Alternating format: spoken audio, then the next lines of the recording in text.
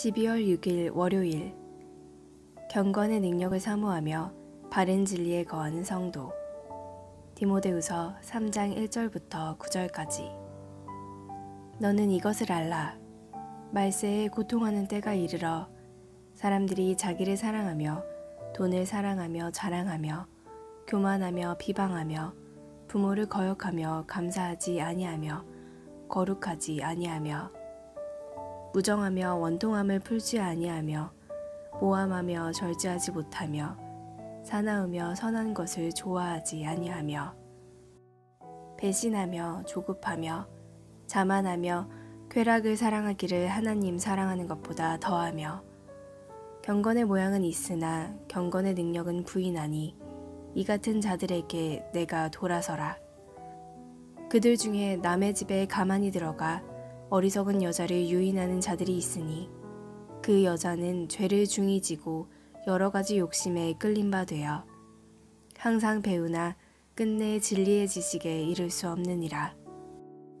얀네와 얀브레가 모세를 대적한 것 같이 그들도 진리를 대적하니 이 사람들은 그 마음이 부패한 자요 믿음에 관련하여서는 버림받은 자들이라. 그러나 그들이 더 나아가지 못할 것은 저 두 사람이 된 것 같이 그들의 어리석음이 드러날 것임이라. 오늘의 말씀 요약. 말세의 사람들은 자신과 돈을 사랑하고 부모를 거역하며 원통함을 풀지 않을 것입니다. 경건의 모양은 있지만 경건의 능력은 부인할 것입니다. 바울은 이런 자에게서 돌아서라고 명합니다. 거짓 가르침으로 어리석은 여자를 유인하는 자들은 진리를 대적해 믿음에서 버림받은 자들입니다. 본문 해설. 마지막 때의 악한 모습들. 3장 1절부터 5절까지. 그리스도의 재림이 가까울수록 사람들은 점점 더 악해집니다. 악한 모습 이면에는 자기 사랑이 자리 잡고 있습니다. 그들은 하나님이 계셔야 할 자리에 자기 자신, 쾌락, 돈을 둡니다. 하나님과 멀어진 사람들은 거룩함과 선함, 감사와 절제와도 멀어진 삶을 삽니다. 그들의 모습은 무정하고 사나우며 교만합니다. 문제는 이런 모습이 교회 밖 세상에만 있지 않고 교회 안에도 있다는 사실입니다. 겉으로는 경건한 척하지만 그 속에서는 성령이 거하시지 않기에 복음과 함께 고난당하는 일에는 관심이 없습니다. 그리스도의 재림이 가깝습니다. 성도는 경건의 모양이 아닌 경건의 능력을 지닌 그리스도의 제자로 살아가야 합니다. 바울이 말하는 말세의 특징들은 무엇인가요? 내가 하나님 중심으로 살면서 단련할 경건의 능력은 무엇인가요? 교활한 이단을 경계하라. 3장 6절에서 9절까지.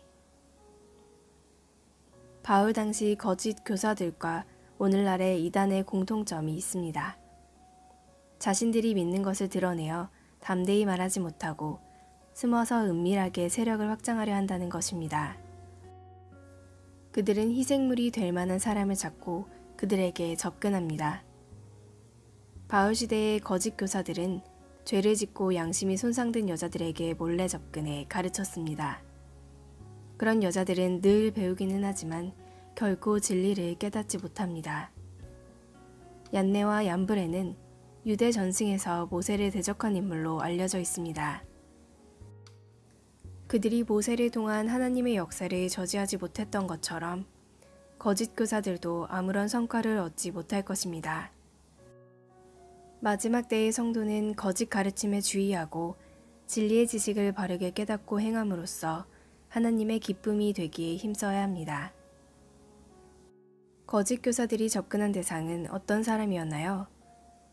최근 나와 주변 사람들에게 은밀히 접근한 이단이 있나요? 그럴 때 어떻게 대처해야 할까요? 오늘의 기도. 이미 너무 깊숙이 자리 잡은 마지막 때의 악함에 무감각해져 버린 저와 공동체를 긍휼히 여겨주소서. 껍데기만 붙들고 있는 신앙에서 단호히 돌아서서 경건의 능력을 회복하는 은혜를 부으소서. 진리의 가르침으로 견고히 무장해 거짓 가르침에 흔들리지 않게 하소서. 묵상 에세이. 크리스천이 된다는 것.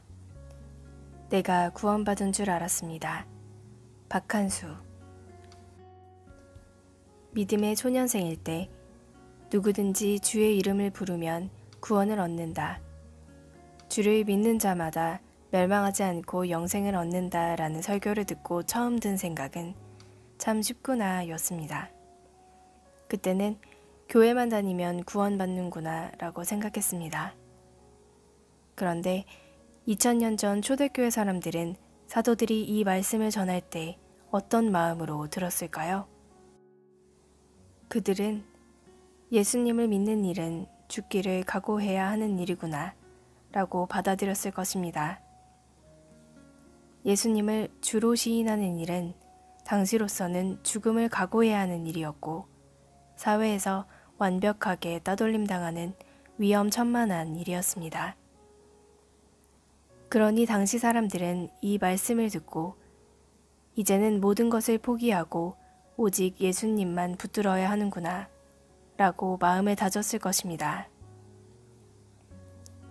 우리의 모습은 어떤가요? 오늘날 많은 크리스천이 세례는 받으나 그들의 삶의 변화는 없습니다. 직분은 받으나 크리스천다운 삶을 살지 않습니다. 주님을 믿는 것이 얼마나 준엄하고 심각한 일인지 자각하지 못합니다. 평생에 한 번 날지 안 날지 모르는 교통사고에 대비해서는 보험을 들면서도 구원에 대해서는 아니라고 무지합니다. 나는 구원을 받았다 라고 안심하고 있습니까? 겸손한 마음으로 들어야 합니다. 바른 교훈을 삶에서 실천해야 합니다. 그리고 자신이 구원 안에 있는지 부단히 점검해야 합니다. 그런 사람이 진짜 크리스천입니다. 한 절 묵상. 디모데후서 3장 5절. 경건은 하나님에 대한 태도에 따라 결정됩니다.